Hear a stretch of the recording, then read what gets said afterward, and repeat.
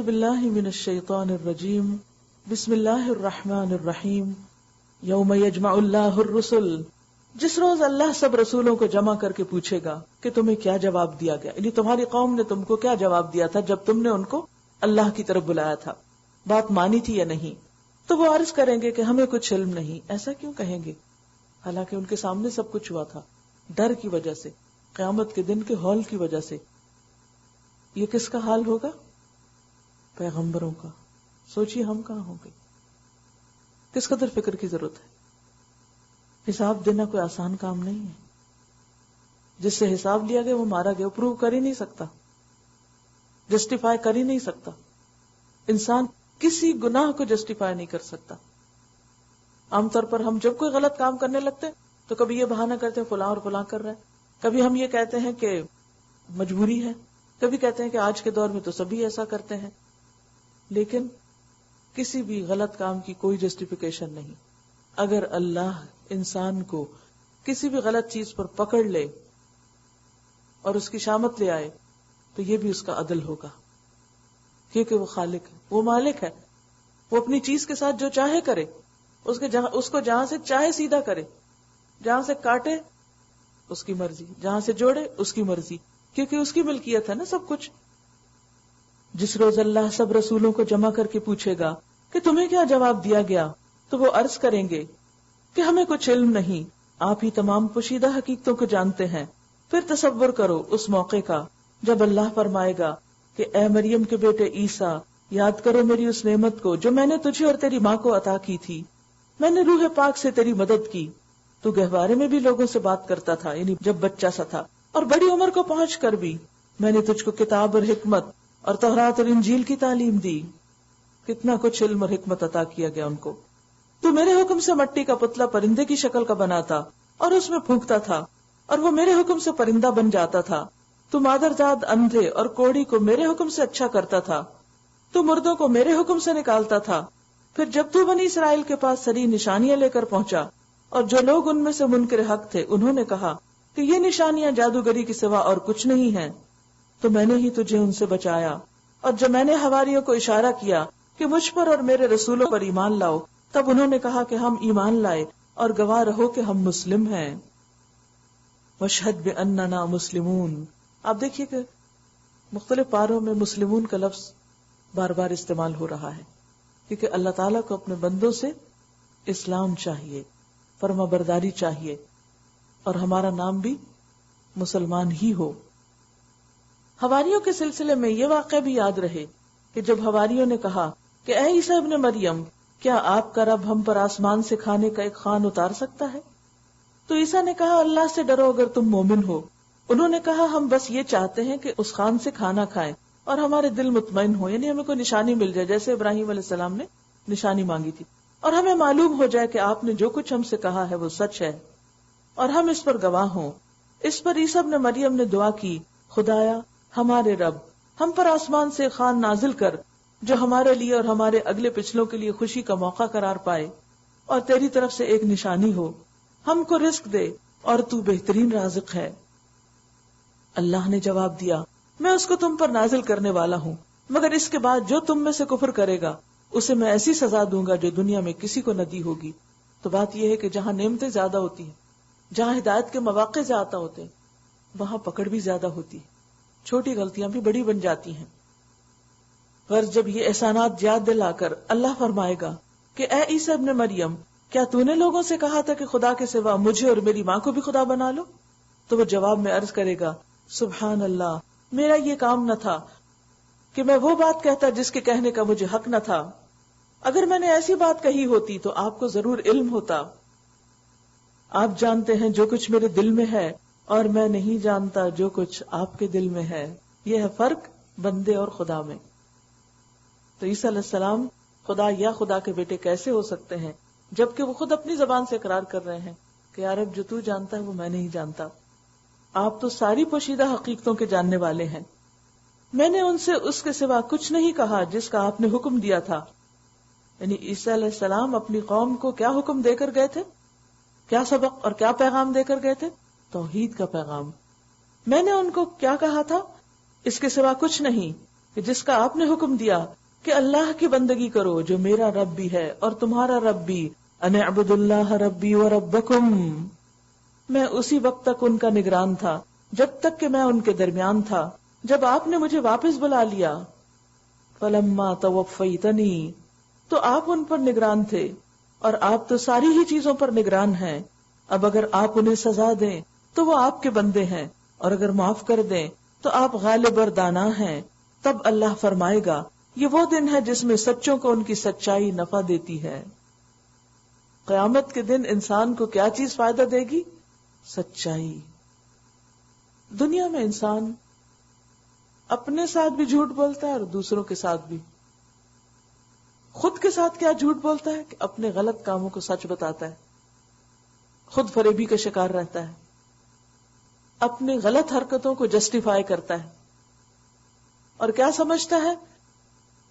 وَقَالُوا لَن تَمَسَّنَا النَّارُ إِلَّا أَيَّامًا مَّعْدُودَةً، ہمیں آگ نہیں چھوئے گی سوائے چند دن کے۔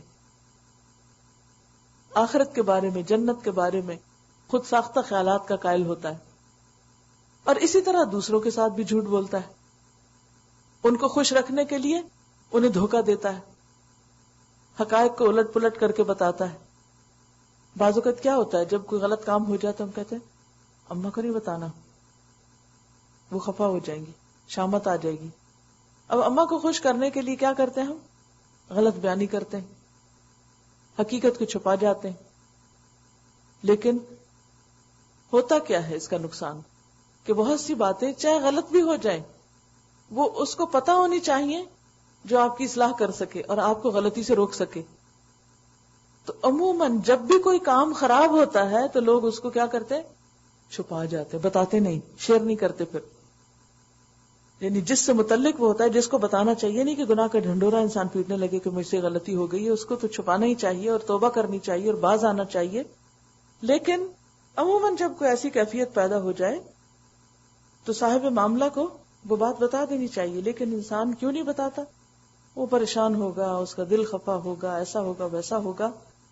اور پھر اگر وہ خود نہیں بتاتا اور وہ صاحب معاملہ پوچھ لے تو چونکہ پہلے نہیں بتایا ہوتا، پہلے چھپایا ہوتا، تو آئندہ بھی کیا چاہتے ہیں؟ چھپا کے رکھیں۔ اب اس چھپانے کے لیے کیا کرنا پڑتا ہے؟ جھوٹ بولنا پڑتا ہے۔ پھر اسی طرح انسان دوسروں کا دل خوش کرنے کے لیے، ہنسانے کے لیے جھوٹ بولتا ہے۔ تو جھوٹ کی کتنی بھی قسمیں ہوں، وہ سب کی سب ہلاکت خیز ہیں۔ صرف چند مخصوص حالات میں توریہ کی اجازت ہے، لیکن اس کو بھی روزمرہ کا شعار اور وتیرہ نہیں بنا لینا چاہیے۔ اور توریہ کیا ہوتا ہے کہ اصل حقیقت کو چھپا جانا، یعنی غلط بیانی تو نہ کرنا لیکن اصل حقیقت نہ بتانا، اس کو ٹال جانا۔ اس کی تو اجازت ہے جہاں کوئی بہت بڑی مجبوری ہو کہ آپ اگر کسی کو کوئی حقیقت بتا دیتے ہیں تو اس سے آپ کا نقصان ہو سکتا ہے، اس کا ہو سکتا ہے، فائدے کی چیز نہیں ہو سکتی۔ لیکن مومن کی سب سے پہلی اخلاقی صفت کیا ہے کہ وہ سچ بولتا ہے۔ اور قیامت کے دن میں کون فائدے میں رہیں گے؟ سچے لوگ، سچ بولنے والے، صادقین۔ یہ وہ دن ہے جس میں سچوں کو ان کی سچائی نفع دے گی۔ ان کے لیے ایسے باغ جن کے نیچے نہریں بہ رہی ہیں، یہاں وہ ہمیشہ رہیں گے۔ رضی اللہ عنہم ورضوا عنہ، اللہ ان سے راضی ہوا اور وہ اللہ سے۔ یہی بڑی کامیابی ہے۔ زمین اور آسمانوں اور تمام موجودات کی بادشاہی اللہ ہی کے لیے ہے۔ وَهُوَ عَلَى كُلِّ شَيْءٍ قَدِيرٌ، اور وہ ہر چیز پر قدرت رکھتا ہے۔ سورۃ الانعام مکی سورت ہے۔ شروع اللہ کے نام سے جو بے انتہا مہربان اور نہایت رحم فرمانے والا ہے۔ تعریف اللہ کے لیے ہے جس نے زمین اور آسمان بنائے۔ اس تخلیق میں کوئی اور شریک نہیں، وہی خالق۔ اللہ کو پہچاننا چاہتے ہو، اس کو جاننا چاہتے ہو، اس کی تخلیق پہ غور کرو۔ روشنی اور تاریکیاں پیدا کی، پھر بھی وہ لوگ جنہوں نے دعوت حق کو ماننے سے انکار کر دیا دوسروں کو اپنے رب کے برابر ٹھہرا رہے ہیں۔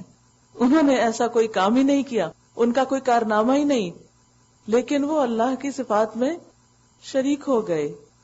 شرک کے لیے تو زمین پر نہ آسمان پر کوئی گواہی ہے ہی نہیں، کوئی دلیل ہے ہی نہیں کہ جب کوئی خالق اور نہیں تو وہ رب کے برابر کہاں سے ہو سکتا ہے؟ کسی بھی طور پر، کسی بھی صفت میں، کہیں بھی ہرگز نہیں. وہی ہے جس نے تم کو مٹی سے پیدا کیا، پھر تمہارے لیے زندگی کی ایک مدت مقرر کر دی، اور ایک دوسری مدت اور بھی ہے جو اس کے ہاں طے شدہ ہے، مگر تم لوگ ہو کہ شک میں پڑے ہوئے ہو. وہی ایک خدا آسمانوں میں بھی ہے اور زمین میں بھی، تمہارے کھلے اور چھپے سب حال جانتا ہے، اور جو برائی یا بھلائی تم کماتے ہو اس سے خوب واقف ہے. یعنی صرف خالق ہی نہیں، مالک ہی نہیں، بلکہ کھلے چھپے سب کا جاننے والا بھی ہے، اور تمہاری حرکتوں اور اعمال اور کوششوں سے خوب باخبر ہے. اس پر بھی لوگوں کا حال کیا ہے؟ لوگوں کا حال یہ ہے کہ ان کے رب کی نشانیوں میں سے کوئی نشانی ایسی نہیں جو ان کے سامنے آئی ہو اور انہوں نے اس سے منہ نہ موڑ لیا ہو. چنانچہ اب جو حق ان کے پاس آیا تو اسے بھی انہوں نے جھٹلا دیا. اچھا، جس چیز کا وہ اب تک مذاق اڑاتے رہے ہیں ان قریب اس کے متعلق کچھ خبریں انہیں پہنچیں گی. کیا انہوں نے دیکھا نہیں کہ ان سے پہلے کتنی ایسی قوموں کو ہم ہلاک کر چکے ہیں جن کا اپنے اپنے زمانے میں دور دورہ رہا، بہت ترقی کی انہوں نے. ان کو ہم نے زمین میں وہ اقتدار بخشا جو تمہیں نہیں بخشا.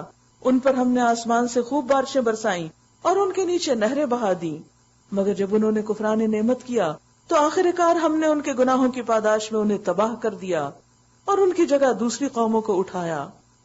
اے پیغمبر، اگر ہم تمہارے اوپر کوئی کاغذ میں لکھی لکھائی کتاب بھی اتار دیتے اور لوگ اسے اپنے ہاتھوں سے چھو کر بھی دیکھ لیتے، تب بھی جنہوں نے حق کا انکار کیا ہے وہ یہی کہتے کہ یہ تو سری جادو ہے. بات یہ ہے کہ انسان جب ماننا نہیں چاہتا تو سچ کی بھی تعویل کر لیتا ہے، حقیقت کو سامنے دیکھتے ہوئے اس کا کوئی آلٹرنیٹ تلاش کر لیتا ہے، کوئی بہانہ بنا لیتا ہے، اور یہ دراصل خود کو دھوکہ دینا ہے. مثلا اگر آپ کے سامنے سے بکری گزر رہی ہو تو آپ کہیں کہ او مجھے تو یہ کتا دکھائی دے رہا ہے، جبکہ آپ کا دل گواہی دے رہا ہو کہ یہ بکری ہے. تو کس کو دھوکہ دے رہے ہیں؟ لوگوں کو. خود فریبی کا شکار ہیں آپ، خود کو دھوکہ دے رہے ہیں. تو ایسے تمام مواقع جہاں حق سمجھ آتا ہو پھر انسان سمجھ کے نہ سمجھے، جان کے انجان بنے، تو یہ خود فریبی ہے. لوگوں کو دھوکہ نہیں، خود کو دھوکہ دینا ہے. اور خود کو دھوکہ دینے والے بہت بڑے مجرم ہیں خود اپنے لیے. تو اللہ کے معاملے میں بھی جب کوئی شخص اس کی ہدایت کو سن کر، سمجھ کر، دیکھ کر پھر انکار کرتا ہے اور بہانے کرتا ہے اور حجت بازی کرتا ہے اور کہتا ہے کہ اس نبی پر کوئی فرشتہ کیوں نہیں اتارا گیا، ایسی باتیں کرتا ہے، تو وہ دراصل خود کو نقصان دے رہا ہے، اپنا ہی نقصان کر رہا ہے.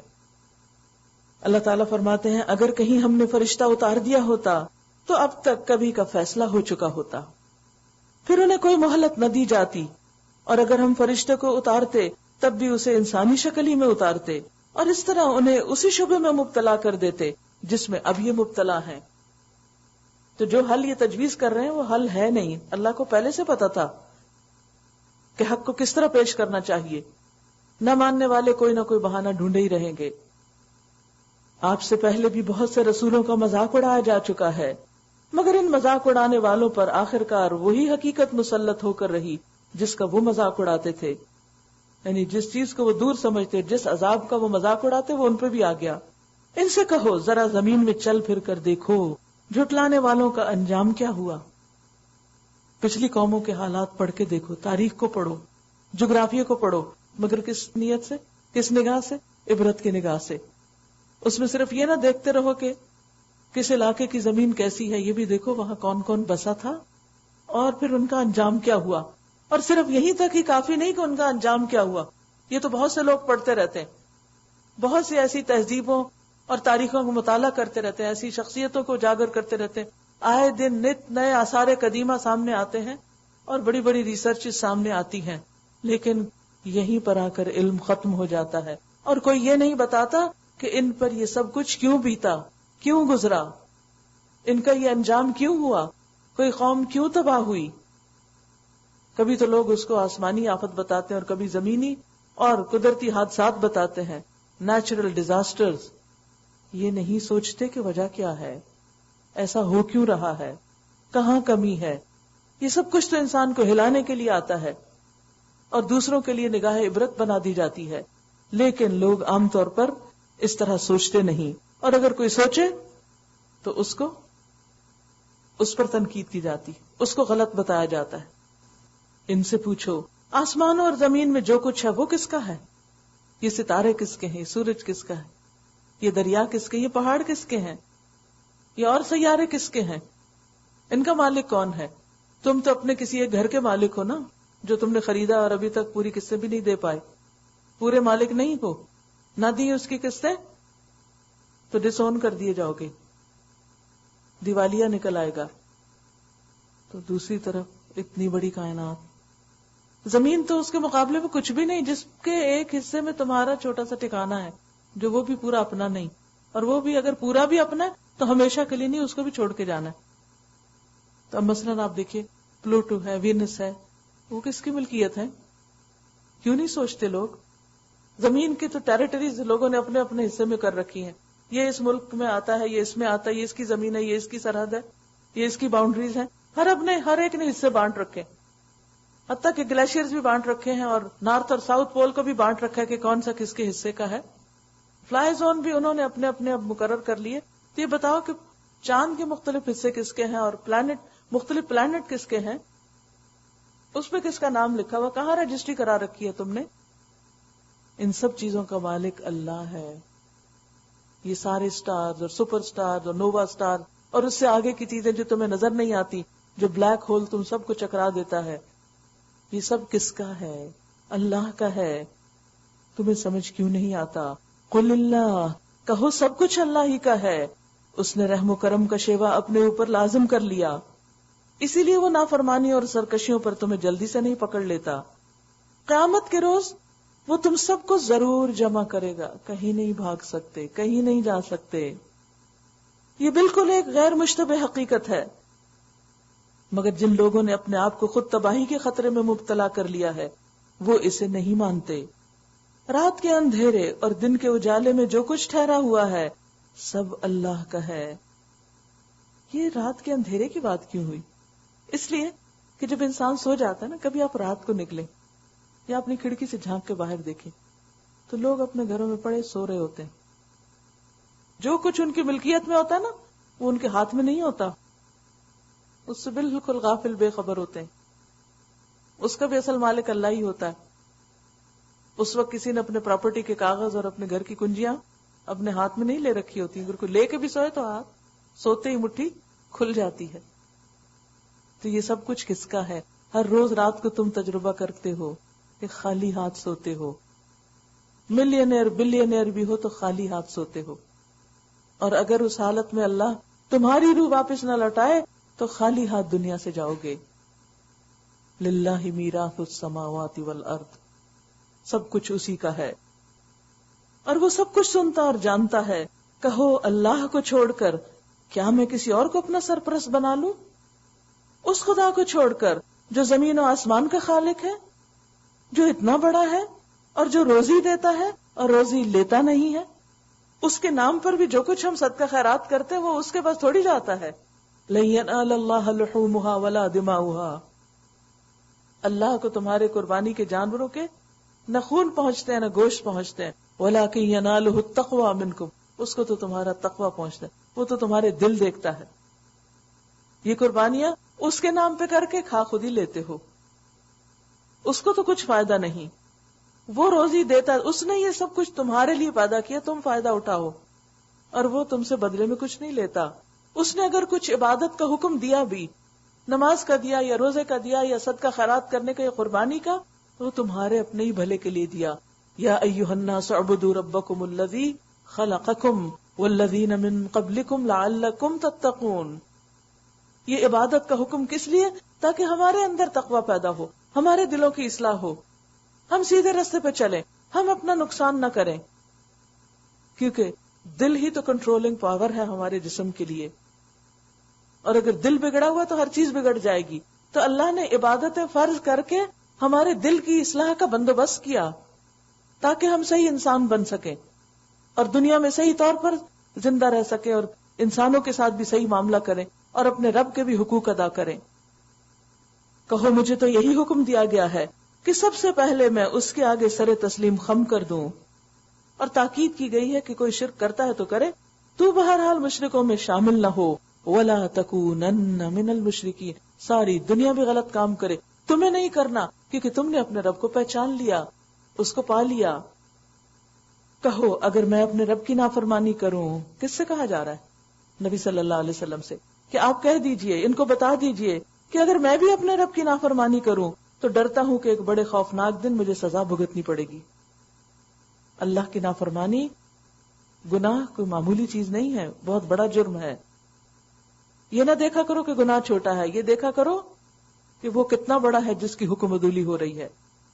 اس دن جو سزا سے بچ گیا، من یصرف عنہ، جس سے سزا اس دن پھیر دی گئی، اس پر اللہ نے بڑا ہی رحم کیا۔ اس لیے ہمیں اللہ سے کثرت سے اس کی رحمت تلاش کرنی چاہیے، خصوصاً عشرۂ رحمت میں، اور یہی نمایاں کامیابی ہے۔ اگر اللہ تمہیں کسی قسم کا نقصان پہنچائے تو اس کے سوا کوئی نہیں جو تمہیں اس نقصان سے بچا سکے۔ وَإِن يَمْسَسْكَ اللَّهُ بِضُرٍّ فَلَا كَاشِفَ لَهُ إِلَّا هُوَ، تو اس نقصان کے ازالے کے لیے بھی کس پہ توکل کرنا چاہیے، کس سے توقع رکھنی چاہیے، کس کی طرف رجوع کرنا چاہیے؟ ہم سب سوچیں کہ کوئی ایسی تکلیف تو نہیں جو ہماری زندگی میں ہے، کوئی دکھ، کوئی جسمانی، کوئی روحانی، کوئی قلبی، یہ اس وقت تک دور نہیں ہو سکتا جب تک اللہ نہ کرے۔ لہذا کوششوں کے ساتھ ساتھ اللہ سے خوب خوب دعائیں کرنی چاہیے، کیونکہ اسی کے اذن سے مشکل آسان ہوتی ہے۔ اَمَّن يُجِيبُ الْمُضْطَرَّ إِذَا دَعَاهُ وَيَكْشِفُ السُّوءَ، کون ہے جو بے قرار کی پکار سنتا ہے اور تکلیف دور کر دیتا ہے؟ لہذا تکلیفوں کی دوری کے لیے اسی کی طرف رجوع کرو۔ وَإِن يَمْسَسْكَ اللَّهُ بِضُرٍّ فَلَا كَاشِفَ لَهُ إِلَّا هُوَ، اور تو کوئی ہے ہی نہیں، ہے ہی نہیں۔ وہ بندھن کھولے گا تو کھلے گا، وہ مشکل آسان کرے گا تو ہوگی۔ وَإِن يَمْسَسْكَ بِخَيْرٍ، اور اسی طرح اگر وہ تمہیں کوئی فائدہ پہنچانا چاہے، فَهُوَ عَلَى كُلِّ شَيْءٍ قَدِيرٌ، تو وہ ہر چیز پر قدرت رکھتا ہے۔ سارے لوگ بھی مل کر اگر یہ چاہے کہ تمہیں کوئی خاص نعمت نہ ملے، یا تمہیں اللہ نے جو کچھ دیا ہے کسی بھی خاص نعمت میں سے وہ تم سے چھین لیا جائے، کوئی نقصان نہیں دے سکتا، کوئی چھین نہیں سکتا۔ تو ایسے میں پھر انسان کیا کرے؟ اللہ ہی کی طرف رجوع کرے اور اسی سے ساری امیدیں وابستہ کرے، اسی سے ساری توقعات رکھے کہ سب کچھ تو اسی کے ہاتھ میں ہے، اسی کے کرنے سے ہوگا، اور توہمات چھوڑ دے کہ اس کی وجہ سے یہ ملا اور اس کی وجہ سے نہیں ملا۔ اس کا اذن ہوتا ہے تو مل جاتا ہے، نہیں ہوتا نہیں ملتا۔ وہ دے تو کوئی لے نہیں سکتا، جسے وہ رکھے اسے کون چکھے، یعنی اس کو کوئی نقصان نہیں دے سکتا۔ وہ اپنے بندوں پر کامل اختیار رکھتا ہے، وَهُوَ الْقَاهِرُ فَوْقَ عِبَادِهِ۔ اگر کسی بندے کی طرف سے بھی آپ کو تکلیف پہنچ رہی ہے، اس سے شر کا اندیشہ، دشمنی ہے، تو کیا کہیں کہ یا اللہ تو اس سے زیادہ طاقتور ہے اور وہ حکمت والا ہے، خبر رکھنے والا ہے۔ قُلْ أَيُّ شَيْءٍ أَكْبَرُ شَهَادَةً، ان سے پوچھو کس کی گواہی سب سے بڑھ کر ہے؟ کہو میرے اور تمہارے درمیان اللہ گواہ ہے، اور یہ قرآن میری طرف بذریعہ وحی بھیجا گیا ہے تاکہ تمہیں اور جس کو یہ پہنچے سب کو متنبع کر دوں۔ تمہیں سے مراد کون ہے؟ اہل عرب جن کے سامنے اتر رہا تھا، اور جس کو پہنچے وہ کون ہے؟ میں اور آپ اور ہم جیسے اور بہت سے لوگ جن تک اب پہنچ رہا ہے، تو ان سب کو خبردار کرنے کے لیے آیا ہے۔ اور جن تک نہ پہنچے پھر کیا کرنا چاہیے؟ ان تک پہنچانا چاہیے تاکہ انہیں پتہ چل جائے ان کا رب ان سے کیا چاہتا ہے، کہیں ایسا نہ ہو کہ وہ مشکل میں پڑ جائیں۔ کیا واقعی تم لوگ یہ شہادت دے سکتے ہو کہ اللہ کے ساتھ دوسرے خدا بھی ہیں؟ کہو میں تو اس کی شہادت ہرگز نہیں دیتا۔ قل لا اشہد، کہو خدا تو وہی ایک ہے اور میں اس شرک سے قطعی بیزار ہوں جس میں تم مبتلا ہو۔ صرف یہ نہیں ہونا چاہیے کہ ہم شرک نہ کریں، بلکہ اس کے ساتھ ساتھ شرک سے بیزاری کا اظہار بھی کریں، اس کو ناپسند بھی کریں، کیونکہ بہت بڑا جرم ہے۔ مثلا کام آپ نے کیا ہو، تھوڑی دیر کے لیے سوچے اس چیز کی شدت کو محسوس کرنے کے لیے کہ شرک کتنی سخت چیز ہے. مثلا کوئی کام آپ نے کیا ہو اور شکریہ کسی اور کا ادا کیا جائے، محنت آپ نے کی ہو، تعریف کسی اور کی ہو، کھانا آپ نے پکایا ہو، تعریف کسی اور کی جائے، کیسا لگے گا آپ کو؟ کام آپ کریں، جاب آپ کریں، ویجز کسی اور کو مل جائیں، یہ تو بڑا انصافی کی بات ہے نا. اگر دنیا میں کسی کے ساتھ ایسا کیا جائے تو آپ کیا کہتے ہیں؟ بڑا ظلم ہے، فلاں پر تو بڑا ظلم ہوا. محنت ساری اس کی تھی، صلہ اور ریوارڈ اور تعریف کسی اور کو مل گئی. کام اس نے کیا، پیسے کوئی اور لے گیا. بعض اوقات ایسا ہوتا ہے نا کہ عورتیں کام کرتی ہیں، تنخواہ کون لے جاتا ہے؟ پتا ہے آپ کو جواب؟ جی. تو آپ کیا کہتے ہیں؟ کیا کہتے ہیں؟ انصاف یا نا انصافی، عدل یا ظلم؟ جب کسی انسان کو اس کے حق سے محروم کر دیا جائے تو یہ جرم ہے نا. ایسا کرنے والے کو آپ پسند کریں گے؟ اس کی تعریف کریں گے؟ نہیں، اظہار بیزاری کریں گے کہ یہ درست نہیں. آپ خاموش رہ ہی نہیں سکتے. اگر آپ کسی کے بارے میں یہ سنے کو ایسا کر رہا ہے تو آپ اگر زبان سے نہیں تو دل میں برا جانے بغیر رہ ہی نہیں سکتے. اس کے لیے آپ کو کسی شریعت کی کتاب پڑھنے کی ضرورت نہیں. آپ کا دل آپ کو بتا دے کہ یہ ظلم ہے، یہ زیادتی ہے، یہ درست نہیں ہے. عقل آپ کو بتاتی ہے، آپ کی فطرت بتاتی ہے، زمانہ اس پر گواہ ہے. تو پھر جب اللہ کے حق میں ہم یہی جرم کرتے ہیں اور یہ جرم دیکھتے ہیں تو ہمارے دل میں کوئی تکلیف ہی نہ اٹھے. اللہ کی طرف رخ کرنے کی بجائے لوگ کسی غیر اللہ کی طرف رخ کر لیں اور ہم اس پہ کہیں یہ بھی ٹھیک ہے، وہ بھی ٹھیک ہے، ہر کوئی اپنے اپنے طریقے پہ ایسا بھی ٹھیک ہے. کیسے سب ٹھیک ہے؟ یہ ٹھیک نہیں ہے. یہ اللہ کے حق میں زیادتی ہے، یہ ظلم ہے. اسی لیے فرمایا ان الشرک لظلم عظیم، کہ یقیناً شرک بہت بڑا ظلم ہے. بات یہ کہ ہم اپنے بارے میں تو بڑے حساس ہوتے ہیں، ذرا سا ظلم ہو تو ہمیں چبھنے لگتا ہے، لیکن اللہ کے ساتھ لوگ کیا کر رہے ہیں کوئی تکلیف نہیں ہوتی. ان کو بتانے کا بھی کوئی فکر نہیں ہوتی کہ ان کو جا کے روکے کہ مت کرو یہ ظلم. وہ اس بات کو اس طرح غیر مشتبہ طور پر پہچانتے ہیں جیسے ان کو اپنے بیٹوں کے پہچاننے میں کوئی اشتباہ پیش نہیں آتا. الذین آتیناہم الکتاب یعرفونہ کما یعرفون ابناءہم. اللہ کی پہچان کے بعد رسول کی پہچان بھی کچھ مشکل کام نہیں. اہل کتاب مشرکین مکہ آپ کی صفات اور آپ کی علامات سے آپ کو پہچان رہے تھے، لیکن پھر انکار کر رہے تھے. مثلا اگر کوئی شخص آپ کو پہچانتا اور پھر کہے میں آپ کو نہیں جانتا، I'm sorry, I don't know who you are، تو کیسا لگے گا آپ کو؟ کوئی اگر آپ کو ایکنالج نہ کرے، آپ تو کیا آپ کا مقام نہ پہچانے تو آپ تو اس پہ بھی ناراض ہو جاتے ہیں اپنے لیے. اور دوسری طرف لوگ رسول کو جان کر بھی ان کو نہیں جانتے اور اس پر بھی کوئی تکلیف نہیں ہم کو. آپ دیکھیے کہ یہاں بیٹوں کی تشبیہ کیوں دی گئی؟ کیونکہ بیٹوں میں دلچسپی بہت ہوتی ہے، بیٹوں سے محبت بہت ہوتی ہے، تو جس سے محبت ہوتی ہے اس کی ہر بات پتہ چلتی. آپ دیکھیے کہ یعقوب علیہ السلام کیا کہتے ہیں؟ انی لاجد ریح یوسف، مجھے یوسف کی خوشبو آ رہی ہے. سامنے نہیں ہے، قریب بھی نہیں ہے، سینکڑوں میل دور ہے، خوشبو آ رہی ہے ان کو. پہچان ہے نا، دلچسپی ہے، محبت ہے، سب پتہ چلتا ہے. اللہ کے رسول صلی اللہ علیہ وسلم کے لیے بھی فرمایا ان کو بھی ایسے ہی پہچانتے ہیں جیسے اپنے بیٹوں کو پہچانتے ہیں. اگر یہ ان کو دکھائی نہیں بھی دیتے تو محسوس کر سکتے. اب دیکھیں کہ آج کے دور میں ہمیں نبی صلی اللہ علیہ وسلم دکھائی تو نہیں دیتے، لیکن ان کی تعلیمات، ان کا اخلاق، ان کا کردار، ان کا لایا ہوا دین، ایکسپٹ فار دا نیشن جو خود سے بگڑ گئی، باقی سب چیزوں کو دیکھے تو ہر طرف حجت. ایک ہم ہیں جو آپ کے نام کو بدنام کرنے والے ہیں اپنے طرز عمل کی وجہ سے. ورنہ اگر کتاب کو پڑھ کے دیکھیں جو اللہ کے رسول پر اتاری گئی، آپ کے اخلاق کو، آپ کی تعلیمات کو، آپ کے کردار کو، آپ کی سیرت کو، تو وہ انجان بھی کہہ دے گا کہ میں اس شخصیت کو مانتا ہوں، یہ بہت عظیم ہے. آپ پر ایمان لانا بھی بہت ضروری ہے، اور جس تک آپ کا نام اور پیغام پہنچ جائے اور پھر وہ آپ کو نہ مانے تو اس کا ایمان بھی قابل قبول نہیں. آپ ایک حجت ہے، پہچان ہے، کرائیٹیرین ہے ایمان اور غیر ایمان کے بیچ میں. آپ کے آنے کے بعد دنیا میں کوئی شخص کسی بھی چیز کو ماننے والا، اس کے لیے لازم ہے کہ وہ محمد صلی اللہ علیہ وسلم پر ایمان لائے، تب اس کے سارے کام قبول ہوں گے.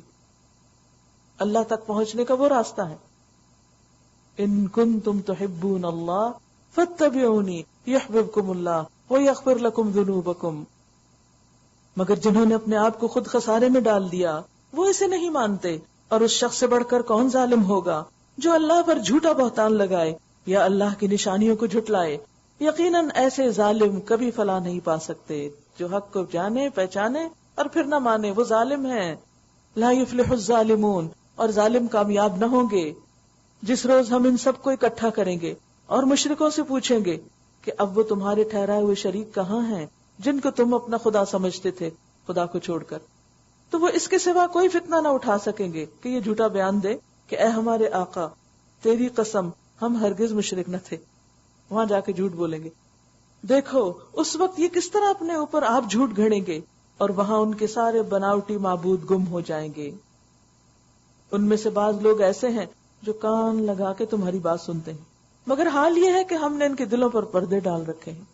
ضروری نہیں ہوتا کہ ہر سننے والا سن کر بات کو دل پر لے جائے. اسی وجہ سے بہت سے لوگ اچھی اچھی باتیں سنتے ہیں مگر ان کے عمل نہیں بدلتے، کیونکہ وہ صرف ایک کان سے سنتے ہیں اور دوسرے سے نکال دیتے ہیں. ان کے دلوں پر پردے ڈال رکھے ہیں جن کی وجہ سے وہ اس کو کچھ نہیں سمجھتے، اور ان کے کانوں میں گرانی ڈال دی ہے کہ سب کچھ سننے پر بھی نہیں سن پاتے. وہ خواہ کوئی نشانی دیکھ لیں، کوئی دلیل بھی دیکھیں، اس پر ایمان لا کر ہرگز نہ دیں گے. حد یہ ہے کہ جب وہ تمہارے پاس آ کر تم سے جھگڑتے ہیں تو ان میں سے جن لوگوں نے انکار کا فیصلہ کر لیا ہے وہ سب کچھ سن کے بھی یہی کہتے ہیں کہ یہ ایک داستان پارینہ کے سوا کچھ نہیں، پرانی کہانیاں، پہلوں کی کہانیاں. وہ اس امر حق کو قبول کرنے سے لوگوں کو روکتے ہیں اور خود بھی اس سے دور بھاگتے ہیں. خود بھی رکتے ہیں اور دوسروں کو بھی روکتے ہیں، حالانکہ دراصل وہ خود اپنی تباہی کا سامان کر رہے ہیں اور سمجھتے ہیں کہ شاید اس طرح آپ کو نقصان دیں گے، مگر انہیں اس کا شعور نہیں. کاش تم اس وقت کی حالت دیکھ سکتے جب وہ دوزخ کے کنارے کھڑے کیے جائیں گے. اس وقت وہ کہیں گے کہ کاش کوئی صورت ایسی ہو کہ ہم دنیا میں پھر واپس بھیجے جائیں اور اپنے رب کی نشانیوں کو نہ جھٹلائیں اور ایمان لانے والوں میں شامل ہوں. در حقیقت یہ بات وہ محض اس وجہ سے کہیں گے کہ جس حقیقت پر انہوں نے پردہ ڈال رکھا تھا وہ اس وقت بے نقاب ہو کر ان کے سامنے آ چکی ہوگی. ورنہ اگر انہیں سابق زندگی کی طرف واپس بھیجا جائے تو پھر وہی سب کچھ کریں گے جس سے انہیں منع کیا گیا. اللہ نے ایک فیصلہ کر رکھا ہے کہ دنیا سے جانے کے بعد کوئی واپس نہیں آ سکتا، مرنے کے بعد واپس نہیں آ سکتے عام انسان. وہاں جا کر تو حقیقت نظر آ جائے گی، انسان پچھتائے گا، پھر چاہے گا واپس آ جائے، لیکن اللہ نہیں بھیجیں گے. کیوں نہیں؟ اللہ نے یہ فیصلہ کیوں کیا؟ وہ چاہتا تو ایسا فیصلہ نہ کرتا.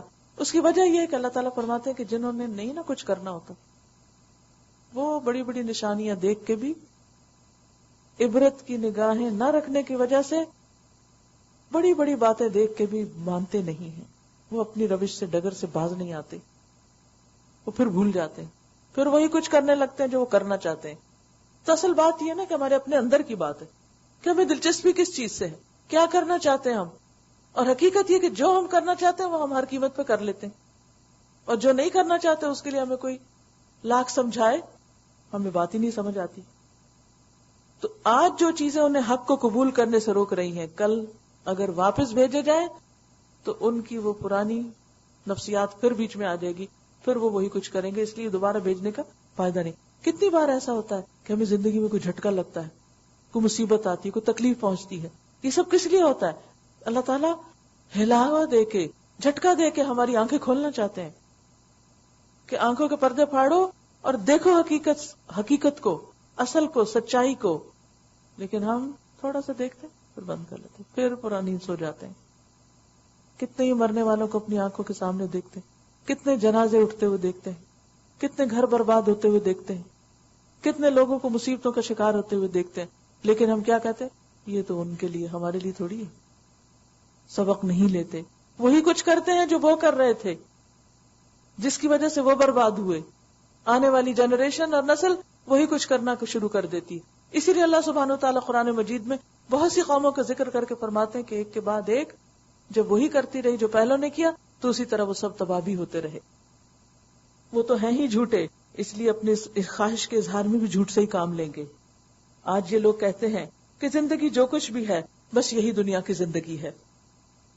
کیونکہ اصل مشکل یہ ہے کہ دنیا نے ان کو اپنے اندر اتنا انوالو کر رکھا ہے، اتنے میں انگروس ہو چکے ہیں اس سے باہر نہیں نکل پاتے، اور مرنے کے بعد ہرگز دوبارہ نہ اٹھائے جائیں گے۔ کاش وہ منظر تم دیکھ سکو جب یہ اپنے رب کے سامنے کھڑے کیے جائیں گے۔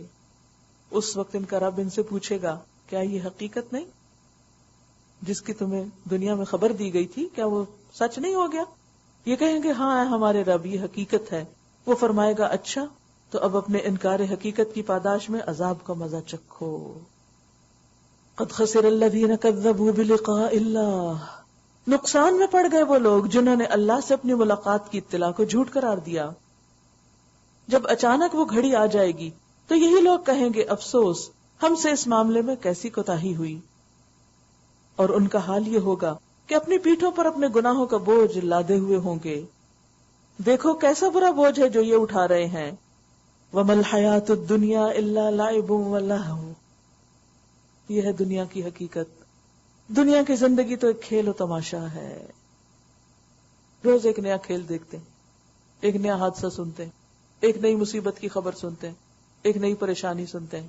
اس وقت یوں لگتا ہے کہ جیسے مر ہی جائیں گے، یا کوئی ایکسائٹمنٹ کی چیز دیکھ لیتے تو لگتا ہے کہ بس یہ خوشی تو شاید ہمیشہ کے لیے ہمارے مقدر ہو گئی۔ لیکن کیا ہوتا ہے، وہ حادثے بھی بھول جاتے ہیں ہم، اور وہ خوشیاں بھی بھول جاتے ہیں۔ یہی تو کھیل کی نوعیت ہوتی ہے۔ کھیل میں کیا ہوتا ہے، ساکر کو دیکھیں، ہاکی کو دیکھیں، کسی بھی کھیل کو دیکھیں، جب کھیلا جا رہا ہوتا ہے کیسا ہائپ ہوتا ہے، کتنے لوگ اس کے ساتھ انوالو ہوتے ہیں۔ صرف وہ جو وہاں پر اسٹیڈیم میں بیٹھے ہوتے ہیں، پوری دنیا، اب تو پورا گلوب اسی گردش میں آ جاتا ہے۔ پھر کیا ہوتا ہے، جیتنے والے جیت کے چلے جاتے ہیں، ہارنے والے ہار کے چلے جاتے ہیں۔ اس ہار اور جیت میں کیا ہوتا ہے، اس سے کیا ملتا ہے؟ کوئی ٹرافی، کچھ چند تھوڑا سا انعام، وہ کتنے دن چلتا ہے اور وہ نام کتنے دن رہتا ہے؟ آج ایک نمبر 1 قرار پایا، آج یہ ورلڈ کپ جیتا، کل کوئی دوسرا ورلڈ کپ جیت لے گا۔ اب وہ بھائی پہلے کے ورلڈ کپ کا کیا ہوا، وہ کدھر گیا، کس کو یاد رہتا ہے؟ تو ہوتا یہی ہے کہ دنیا میں جب کوئی چیز ان ہوتی ہے، جس کی شہرت ہوتی ہے، کوئی مشہور ہوتا ہے، ہر کوئی اس کا نام لینے لگتا ہے اور ایک ایکسائٹمنٹ کا شکار ہو جاتا ہے۔ اس کے بعد ایک اور چیز اس سے بھی بڑی آ جاتی، لوگ اس کو چھوڑ کے اس کے پیچھے بھاگنے لگتے ہیں۔ جیسے ایک کے بعد ایک سیل فون آتا ہے نا، تو پچھلا پھینکا، نیا لیا، چاہے وہ خراب نہ بھی ہو، کچھ بھی نہ، پھر بھی نئے کے شوق۔ جب وہ نیا آ جاتا ہے تو اگلا ماڈل آ جاتا ہے، 4.1 اور پھر 2 اور 3، پھر اپ گریڈ ہوتا جاتا ہے۔ پھر ہم کہتے ہیں اب بیکار ہو گیا یہ، اب اگلے پہ چلو، اور پھر کسی کو یاد بھی نہیں رہتا۔ کیا آپ کو یاد ہے وہ پہلا موبائل جو آپ نے لیا تھا جب نیا نیا موبائل فون نکلے تھے؟ شکل بھی نہیں یاد رہتی، بعض پرانی چیزیں کہیں سے نکل آتی، کہتے ہیں یہ ہم نے استعمال کی، حالانکہ وہ دن رات ہمارے ساتھ رہی ہوتی ہیں۔ دنیا کا حال تو یہ ہے کہ جس طرح ایک کھیل دیکھ کے انسان خوش ہو جاتا ہے اور پھر سب کچھ بھول جاتا ہے، پھر کوئی نیا کھیل آ جاتا ہے اس کو دیکھنے میں لگ جاتا ہے، پھر وہ بھول جاتا ہے، اور انسان اسی سے دھوکا کھا جاتا ہے۔ وہ سمجھتا ہے کہ بڑے کارنامے کر رہا ہے۔ حقیقت میں آخرت ہی کا مقام ان لوگوں کے لیے بہتر ہے جو نقصان سے بچنا چاہتے ہیں۔ کیا پھر تم عقل سے کام نہ لوگے؟ افلا تعقلون، عقل نہ کرو گے؟ عقل سے کام لو، وہ کرو جو فائدہ مند ہے، وہ کرو جس میں نقصان نہیں، وہ کرو جس میں پائیدار راحت ہے، اور ان چیزوں کو چھوڑ دو جو محض لہو اور لعب ہیں، کھیل اور تماشا ہیں۔ صرف ایکسائٹمنٹ کے لیے نہ جیا کرو، صرف لذت کے لیے نہ جیا کرو، بڑے مقاصد کے لیے جیو۔ اور آپ دیکھیں کہ بعض اوقات ہمارا حال یہ تھا، اتنے بڑے بڑے بھی ہو کر، پڑھے لکھے بھی، سب کچھ کر کے، بچوں کی طرح چھوٹی چھوٹی باتوں پر ہم ایکسائٹڈ ہو جاتے ہیں اور فرائض بھول جاتے ہیں، مقاصد بھول جاتے ہیں۔ اور بعض اوقات بچوں کی طرح چھوٹی سی بات پہ ناراض ہو کے سب کچھ چھوڑ بیٹھتے ہیں۔ تب اس بچپن سے باہر آنا چاہیے نا، اور عقل سے کام لینا چاہیے۔ افلا تعقلون، اللہ تعالیٰ پوچھ رہے ہیں، کیا کہیں گے؟ نہیں، اب ہم میچور ہو جائیں گے انشاءاللہ، ہم عقل سے کام لیں گے اور اصل اور پائیدار نفع کی چیز کو ہی زیادہ امپورٹنس دیں گے۔ ورنہ کیا ہوتا ہے، شادی ہے، نماز بھول گئے، بھئی یہ کیا بات ہوئی؟ اس کھیل تماشے کے پیچھے فرض چھوڑ دیا جس کی معافی نہیں چھوڑنے کی۔ چھوٹی چھوٹی باتوں پہ ہم اپنے فرائض کو اگنور کر دیتے ہیں۔ قرآن پڑھنا شروع کیا، چھٹی کر لی، چھوٹی چھوٹی باتوں پہ چھٹی کر لی۔ کیا ہے وہ، آج فلاں کی وزٹ ہے، آج جانا ہے، آج آنا ہے، آج وہاں، آج یہ شادی، آج وہ موقع ہے، کئی کئی دن ہم انہی چکروں میں پڑے رہتے ہیں، یہی کھیل کھیلتے رہتے ہیں، پھر وہ اس سے نکلتے تو کسی اور کھیل میں پڑ جاتے ہیں، اور جس چیز کے لیے سنجیدہ ہونا چاہیے وہ سنجیدگی کہیں نظر ہی نہیں آتی، کمٹمنٹ ہے ہی نہیں کہیں. کبھی سوچیں کہ کس چیز نے ہماری کمٹمنٹ کو کمزور کیا ہوا ہے، وہ کون سی چیزیں ہیں جو ہمارے رستے میں حائل ہو جاتی ہیں کہ چھوٹی چھوٹی باتوں میں الجھ کر ہم بڑے کام چھوڑ کے بیٹھ جاتے ہیں. کبھی فرائض بھول جاتے ہیں، کبھی ذمہ داریوں کو اگنور کر دیتے ہیں، کبھی نیکی کے مواقع کھو بیٹھتے ہیں. قد نعلم انه لا يحزنك الذي يقولون فانهم لا يكذبونك ولكن الظالمين بآيات الله يجحدون. اے محمد صلی اللہ علیہ وسلم، ہمیں معلوم ہے کہ جو باتیں یہ لوگ بناتے ہیں ان سے تمہیں رنج ہوتا ہے، قدرتی بات ہے، ہر ایک کو ہوتا ہے. جب آپ اچھا کام کرتے ہیں اور لوگ آپ کا مذاق اڑاتے ہیں آپ کو تکلیف ہوتی ہے، لیکن یہ لوگ تمہیں نہیں جھٹلاتے، بلکہ یہ ظالم دراصل اللہ کی آیات کا انکار کر رہے ہیں. کتنی خوبصورت بات ہے یہ. جب آپ دین پر چلے اور لوگ آپ کا مذاق اڑائیں تو پریشان نہ ہو کہ آپ نے جو کچھ کیا ہے، جو کر رہے ہیں وہ اللہ کو خوش کرنے کے لیے کر رہے ہیں. تو لوگ آپ سے نہیں، آپ تو بیچ میں سے ہٹ جاتے ہیں، لوگوں کا اور اللہ کا معاملہ ہو جاتا ہے. اس لیے پرسکون رہیں کہیں پر بھی. تم سے پہلے بھی بہت سے رسول جھٹلائے جا چکے ہیں، مگر اس تکذیب پر یعنی جھٹلانے پر اور ان اذیتوں پر جو انہیں پہنچائی گئیں انہوں نے صبر کیا یہاں تک کہ انہیں ہماری مدد پہنچ گئی. تو ہمیں بھی کیا کرنا چاہیے؟